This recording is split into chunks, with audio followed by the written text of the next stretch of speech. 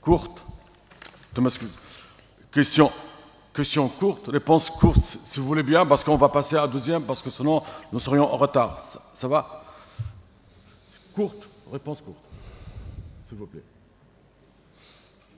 Ah, vous allez venir ici, il n'y a pas que de...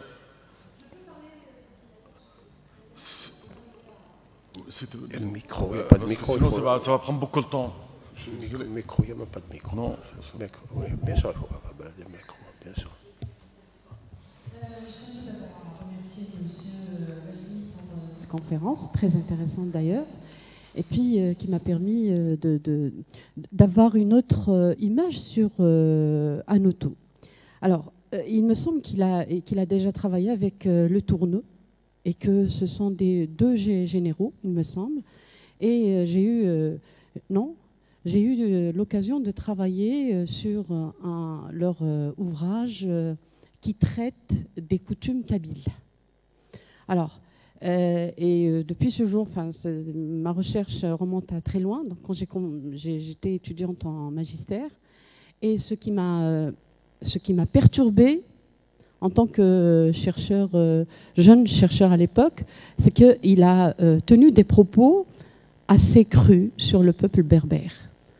Et du coup, je me suis dit que c'est quelqu'un qui s'inscrit dans cette idéologie coloniale qui fait que quand on parle de la culture berbère, donc des indigènes, on a toujours cette idée de colonisateur et donc cette idéologie de dominant-dominé.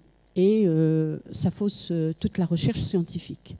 Voilà, donc il parle du peuple berbère comme étant un peuple barbare, notamment concernant le statut de la femme dans la société kabyle.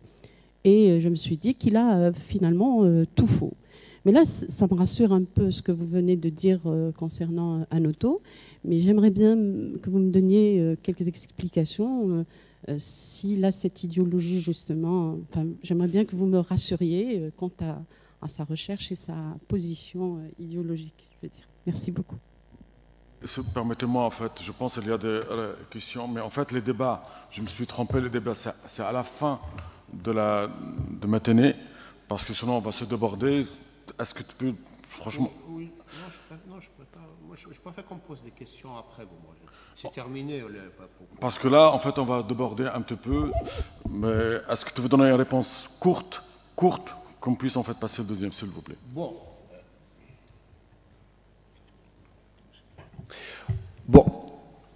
Kabylie, coutume kabyle, avec Aristide Le Tourneau. Le Tourneau, ce n'est pas un général. Lui, c'est un juge à la cour d'appel, c'est un juriste. Et en même temps, comme il faisait des enquêtes aussi à la fois archéologiques et même d'histoire naturelle, c'est un naturaliste. Pour dire, on a une fonction, on gagne son pain, et en même temps, Hanoto, c'est un général, c'est pour gagner sa croûte, mais en même temps, c'est un orientaliste. Après, il est élu, il était membre correspondant de l'Académie des inscriptions et belles-lettres en 1873. Hein. Il ne faut pas l'oublier, donc il est spécialiste dans son domaine. Après, le reste, c'est quoi colonial? Tout ça, c'est des idéologies. On appartient à tout le monde est imprégné dans l'idéologie.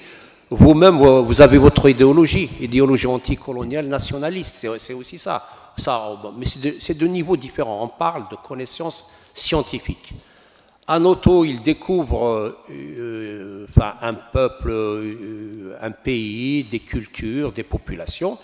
Il analyse, et puis il analyse, il recueille des informations, et puis il les traite. Donc voilà son rôle.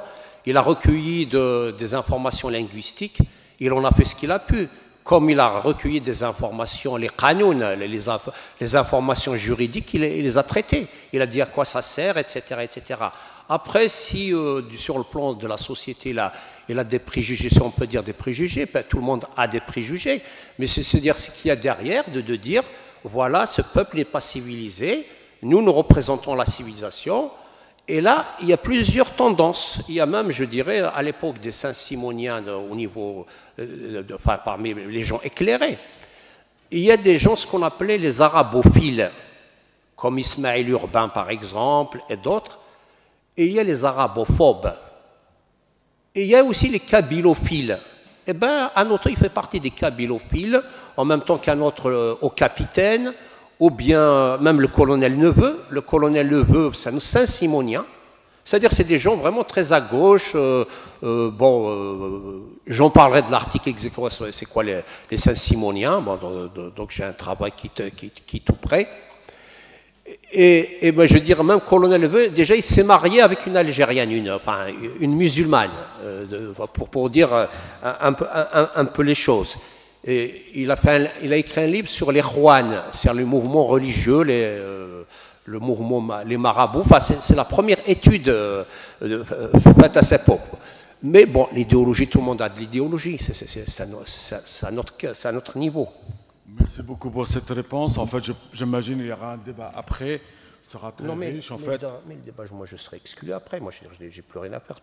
S'il y a une ou deux questions, je suis prêt à vous répondre. Après, moi, je vais m'éclipser. Moi, je ne vais pas rester ici. J'aurais terminé ma conférence. Voilà. Mais nous serions ravis que ce soir de rester avec nous, parce que non, le débat... c'est pas une question de rester. Ça n'a pas de sens, et c'est à midi où il y aura des débats. Moi, je serai hors sujet, même. Autant poser les questions maintenant. Hein. Je m'excuse, c'est toi le président. Mais si je dois m'éclipser, je m'éclipse tout de suite, et basta, on n'a rien dit. Hein. Mais personne ne m'entendra plus personne. Excusez-moi, en fait... Mais à la limite, c'est pas mon problème. Hein. Moi, je suis à votre disposition si vous voulez. Mais bon. Mais si vous voulez que je m'arrête, je m'en vais, je m'arrête. Et merci. Et merci de m'avoir écouté. Et voilà. Bon. Bon. C'est comme ça. Bon, maintenant, je suis désolé. Maintenant, on va donner les paroles à Ebtissam Chachou, s'il vous plaît. Est-ce que, si tu veux bien, tu peux venir ?